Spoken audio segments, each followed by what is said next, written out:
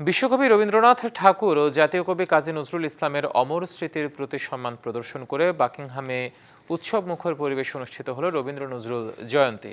Birmingham প্রতিনিধি জয়নাল ইসলাম জানান, কমিউনিটির বিভিন্ন সামাজিক, রাজনৈতিক, সাংস্কৃতিক সংগঠনের নানা নেতাদের স্বতঃস্ফূর্ত অংশগ্রহণে অ্যারিংটনের একটি হলে এই বর্ণিল অনুষ্ঠানের আয়োজন করে Birmingham social and cultural organization. সংগঠনের সভাপতি সিনকো দাসের সভাপতিত্বে কাকলি চক্রবর্তীর সঞ্চালনে অনুষ্ঠানের আয়োজনের নানা দিক তুলে ধরে স্বাগত বক্তব্য রাখেন সাধারণ সম্পাদক অলোক চন্দ। অতিথি ছিলেন ভারতের consul general Pramod Yadav, councillor Robert Alden, councillor Mumtaz Hossain, community ব্যক্তিত্ব শেখ খালিকুদ্দিন সহ অন্যরা। উৎসব জুড়ে রবীন্দ্রনাথ ও নজরুলের কবিতা আবৃত্তি, নাটক, গান, নৃত্য ও নানা পরিবেশনা দর্শক শ্রোতাদের মুগ্ধ করে।